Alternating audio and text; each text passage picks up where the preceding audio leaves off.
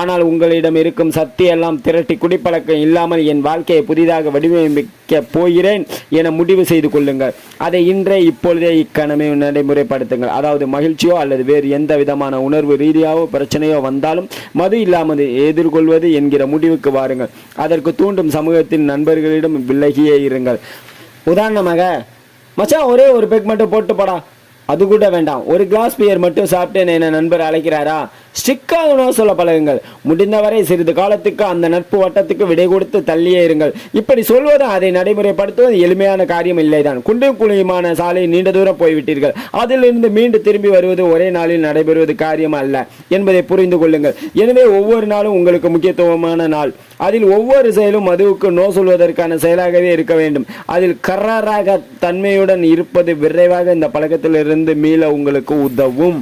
குடிப்பழக்கத்திலிருந்து விடுபட இரண்டாவதாக, மது பழக்கமும் ஆரோக்கியமும் ஒன்றுக்கு ஒன்று இணக்கமில்லாதவை.